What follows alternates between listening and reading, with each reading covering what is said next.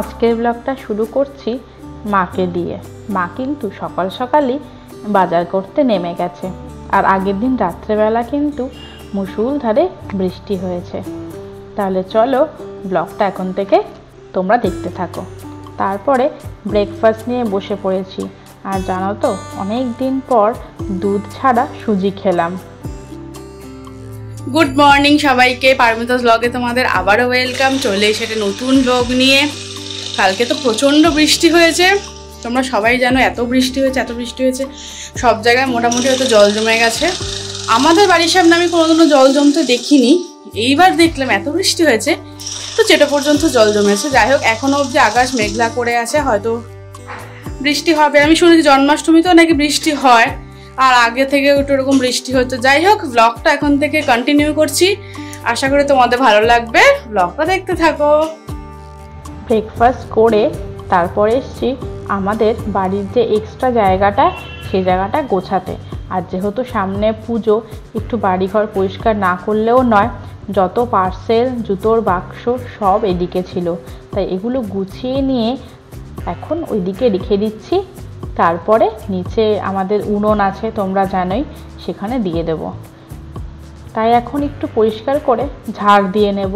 আর যা ধুলো, আর জানোই তো রাস্তার উপর বাড়ি হলে প্রচণ্ড ধুলো হয়। রোজ ঝাড় দিচ্ছি আর রোজ ধুলো পড়ছে। আর হ্যাঁ, আবার এখানেই গাছ রিপোর্টিং করা, ওই সেই মাটিগুলোই ছিল, টব ছিল, আর যত এক্সট্রা জিনিসগুলো না সব এখানেই রাখা হয়। ওই জন্য এই জায়গাটা না বেশি ধুলো পড়ে।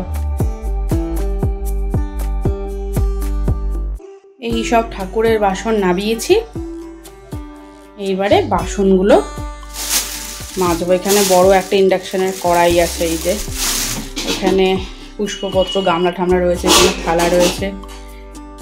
এবার চলো ঠাকুরের বাসনগুলো মেজে নিই। তাই চলে এসেছি রান্নাঘরের বেসিনে ঠাকুরের বাসন মাজতে। আর এই রান্নাঘরটা না আমাদের ইউজ হয় না, ওই জন্য যত ঠাকুরের বাসন, ঠাকুরের কাজ, ঠাকুরের রান্না সব এখানেই হয়।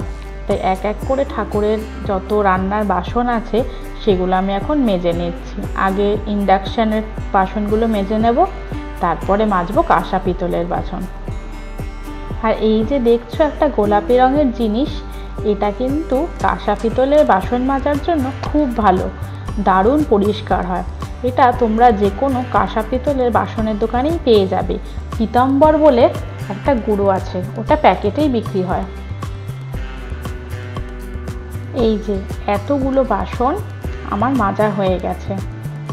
আর জানোই তো ঠাকুরের বাসন মানে প্রচুর থাকে, ওই জন্য একেবারে তো সম্ভব হয় না, অল্প অল্প করে মেজে নিচ্ছি। তারপরে চান করে চলে এসেছি গোপালের কাছে পুজো দিতে। আজকে দেখো আমাদের গাছে অনেক টগর ফুল ফুটেছিল, ওই টগর ফুল দিয়েই গোপালের আসনটা সুন্দর করে সাজিয়ে দিলাম। তোমরা দেখতেই পেলে সব বাসন টাসন মেজে এই চান করে বেরোলাম, জামা কাপড় ধুয়ে পুজো করবো। এবারে পুজো এখনো হয়নি, আর জানোই তো পুজো মানে প্রচুর কাজ থাকে, ঠাকুরের বাসন নামানো, সেগুলো ধোয়া, আবার পুজো হয়ে গেলে সেগুলোকে ধুয়ে তুলে রাখা, প্রচুর কাজ। আজকে এই কটা বাসন মেজেছি, আরও কয়েকটা বাসন, কড়াই, এগুলো নামাতে হবে। ওগুলো আবার আজকে বিকালে হোক বা কালকে হোক, কালকে নামিয়ে নিয়ে কালকেই মেজে নেবো। তাহলে চলো এখন চটপট পুজোটা করে নিই। তারপরে দেখলাম আকাশ একদম কালো হয়ে এলো, মনে হচ্ছে বৃষ্টি হবে। কদিন ধরেই পরপর বৃষ্টি হচ্ছে, ওই দেখো বলতে বলতে বৃষ্টিও শুরু হয়ে গেছে। আর যেহেতু বর্ষাকাল, দেখতে কিন্তু বৃষ্টিটা ভালোই লাগে।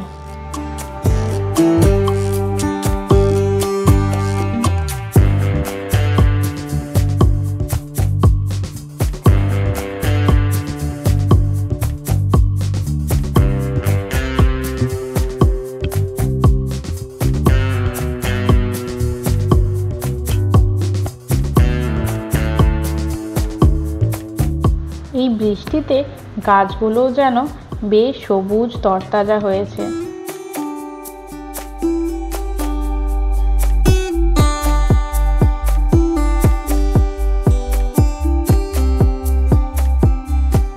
অল্প অল্প করে বৃষ্টি হতে হতে এখন দেখলাম বেশ জোরেই কিন্তু বৃষ্টি পড়ছে। তাই কিছুক্ষণ বাইরে দাঁড়িয়ে বৃষ্টি দেখলাম। আমার কিন্তু বৃষ্টি দেখতে দারুণ লাগে। অনেক কিছু পুরনো কথাও কিন্তু মনে পড়ে যায়। এই বৃষ্টিটা কারোর কারোর কাছে খুব প্রিয়, কারোর কারোর কাছে খুব কষ্টের। ভাবো তো, যারা রাস্তার ওপর থাকে তাদের কাছে কিন্তু বৃষ্টিটা খুব কষ্টের। তারা কিন্তু চায় যাতে বৃষ্টিটা না হয়। আর এই যে দেখছো, এটা আমাদের বাড়ির ভেতরেই বাতাবি লেবু গাছ। বেশ অনেক লেবু হয়েছে, আর যেহেতু বৃষ্টি হচ্ছে এই জন্য লেবুগুলোও কিন্তু বেশ বড় বড় হচ্ছে। তারপর বসে পড়েছি লাঞ্চ করতে। এই যে, তাহলে চলো লাঞ্চটা সেরে নিই। লাঞ্চ টাঞ্চ করে একটু রেস্ট নিয়ে এখন সন্ধ্যাবেলা উঠেছি গোপালকে সন্ধে ভোগ দিতে। আর সন্ধ্যাবেলা তো গোপালকে এখন বিস্কিট দিয়েছি। রেডি হয়ে গেছি, এখন বেরোবো। একটু বলেইছিলাম তোমাদেরকে বাগুইআটি বাজারে আবার যেতে হবে, কিছু জিনিস আনার আছে। এখন বৃষ্টি পড়ছে না, এলাম এই সুযোগেই যাই, তাড়াতাড়ি করে বাজারটা করে আনি। আর ভয়েস ওভারে কাজ ছিল, ওগুলো করে নিলাম। সন্ধ্যা দিয়ে এখন বেরোচ্ছি। তাহলে চলো বেরিয়ে ব্লগটা কন্টিনিউ করছি। রেডি হয়ে বেরিয়ে পড়েছি বাজারের দিকে। আর যাই বলো না কেন, সকালের থেকে কিন্তু আমার রাতের শহরটাই বেশি ভালো লাগে। যাই হোক, তাহলে চলো বাজারে যাই। চলে এসেছি বাজারে, আর এসেই এত সুন্দর সবজি দেখে না চোখটা পুরো জুড়িয়ে গেল। তারপর এখানে কতগুলো জিনিস নেওয়ার ছিল, কিছু স্ন্যাক্স, সেগুলো এখন এক এক করে নিয়ে এখন বাজারের ভেতরে যাচ্ছি।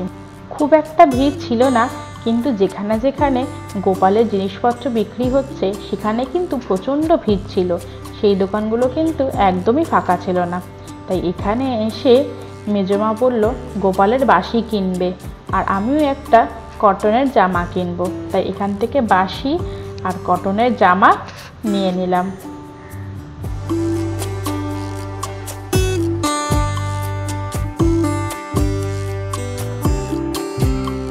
তারপর চলে এসেছি ফলের দোকানে। মেজমা এখান থেকে কিছু কিছু ফল নেবে, আর আমি এখান থেকে কাজু, কিশমিশ, আমসত্ত্ব সব নিয়ে এখন বেরিয়ে গেছি বাগুইআটি বাজার থেকে। আর রাস্তায় জানো তো প্রচণ্ড ভিড় ছিল, আর যেহেতু মেন রোড এটা, তাই সবসময় কিন্তু জ্যাম লেগেই থাকে। এইমাত্র বাজার থেকে এলাম, মোটামুটি সব কিছুই করা হয়ে গেছে। যা নেওয়ার ছিল সবকটা নেওয়া হয়ে গেছে। আর কিছু ফল বাকি আছে, এখন 8 রকমের ফল দিতে হয়, সেখানে 4 রকমের হয়েছে, আরও 4 রকমের বাকি আছে। কালকে মার সঙ্গে বাজারে যাব, গিয়ে বাকি যে 4 রকমের ফল আছে সেগুলো নিয়ে আসবো। আর পুরো হাঁপাচ্ছি আমি। সবাই বাজার থেকে এসছি, এসে এখন যাচ্ছি নিচে গিয়ে চলো রুটিটা করে নিই। রুটি করে নিয়েই কিন্তু ডিনারে বসে পড়েছি। আর যেহেতু বাজারে গেছিলাম, আসতেও দেরি হয়ে গেছে, তাই আর দেরি করলাম না। এইমাত্র ডিনার করে এলাম, এখন 11:15 বাজে, অনেকটাই লেট হয়ে গেছে।